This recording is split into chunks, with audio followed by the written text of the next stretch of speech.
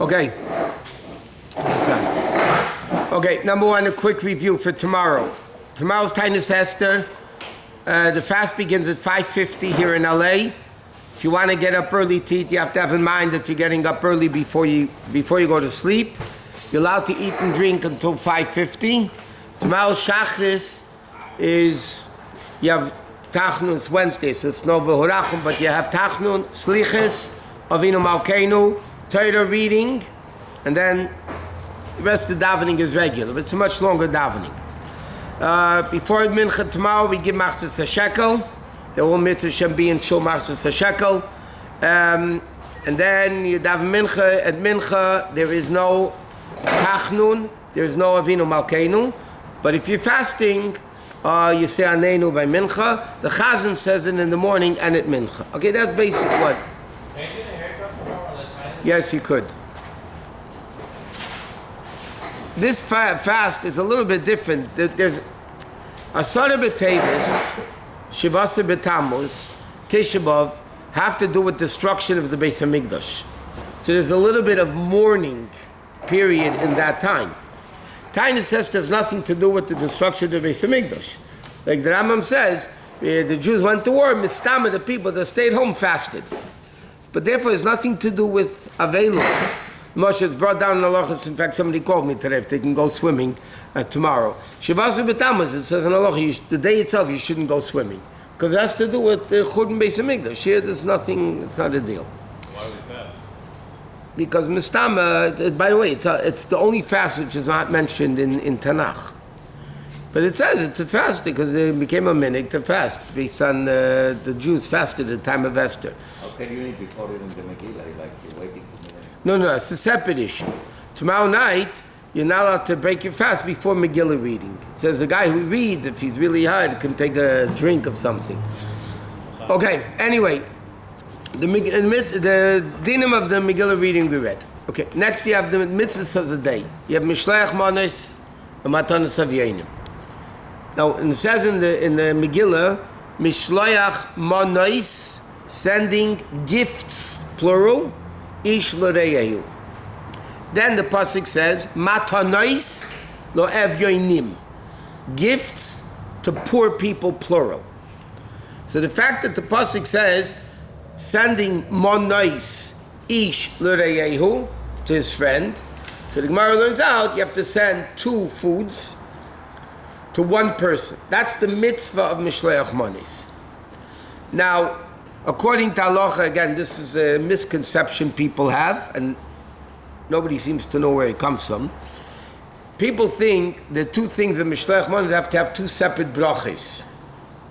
It's not true. You can have an apple and a pear. You can have a cookie and something else which is mezainis. It's not. It doesn't matter as long as it's 2 types. In fact, halacha discusses what happens if I make a tuna fish sandwich. Is that one thing or is it 2 things? Is it bread and tuna or is it one thing? So over there it says it's better to have it separate, But again, it could be the same bracha. It's not a problem. Many places the minhag is to give food and a drink. Drink is also considered part of food. But there's also, because the Megillah uses the expression Mishloach Manos, meaning send. So therefore, the custom is to send it through a shliach. In fact, there's one through a shliach. You don't hand it yourself. You tell him to give it to him. In fact, there's one opinion that questions if you're yaitza or not. Which is everybody disagrees. Everybody says you're yaitza even if you didn't. Like what are all the people that don't have kids running around? So you give, What's the purpose of having a shliach? Because the Megillah uses the word Mishleach Manos. They also say to get more people involved, that it's more prominent when you send a shliach to somebody. In fact, it's brought down a very interesting concept in halacha. It says in halacha, some people hold even more, but you need to have each one of the 2 should be a kazayas, should be 1 ounce. You shouldn't send a little tomato and a little peanut, Yeah, it's 2 things, but it's not, It's not choshev. Can you use regular food delivery guys? Yeah, but again, the mitzvah mishleach manos has to be done during the day of Purim. You're not yaitz if you give it at night. What? You give lots of little candy. As long as together it equals a kazayas. That's yeah. It doesn't have to be Can you give it to your relative or grandkids or something? You can give it. The question in halacha is, are you yaitz giving it to a child? Because it says ish l'leil. The question is a kid a child or not? So there are poskim. The Aruch HaShulchan wants to say it's good. Most poskim say it's questionable, and you should make sure to give it to an adult. A man should give a man, and a woman should give a woman. Why? Because if a man gives a gift to a woman, she might think it's kedusha, and there might be issues like that. But the Eved, if they gave it, you can eat it. If there's nobody else around but the Eved, you're allowed to give it. But if you give from your wife to another, so it's not you give. So now, 1 second. So many people have a minig. So again, to fulfill the obligation, you have to give man to man, woman to woman. And Allah has brought down many people give families to families. Now, they write it's good, but that's only if you have, like, say, a man and a wife is two, so you need 2 and 2 kazesim.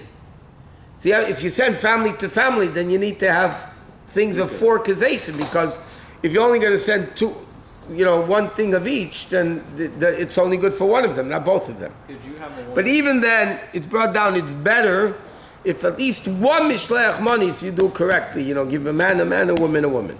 What was the best mishloach mano you got?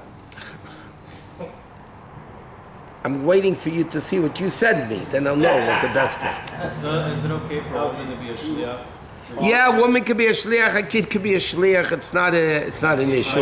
You have to give it to the man. The woman can be the shliach. Yeah, sure. No, seriously, ideally, what is the best? Oh, it's not now.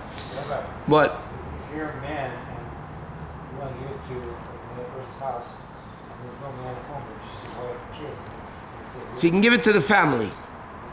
Moshe, there's a din that somebody who's in mourning, 12 months for a parent or 30 days for everybody else, during the time of mourning, you're not supposed to send to an oval mishleach manos.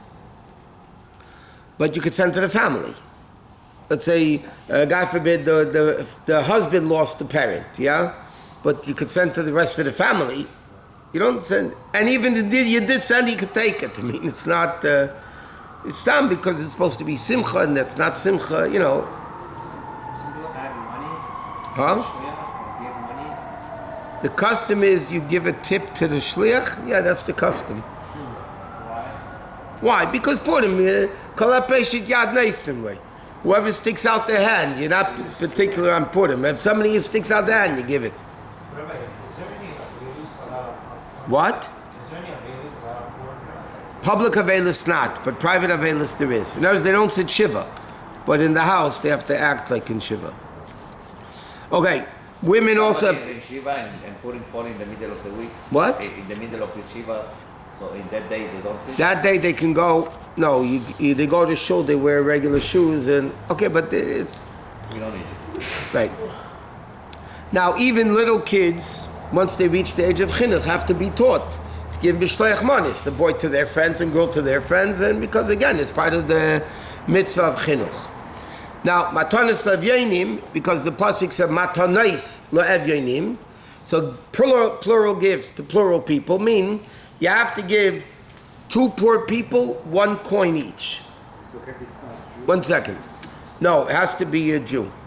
To be to the mitzvah matanos levyanim. Now, how much is the minimum that you can give for matanos levyanim? So in halacha it says it has to be a pruta. Today, in the value of currency today, you have to give at least in America a nickel. Because less than a nickel is like not even a pruta, especially now with inflation, the way it's shooting up there. You can't. A nickel is worthless. No, but it says in halacha you're supposed to be more meticulous about matanos levyanim than mishleach manos.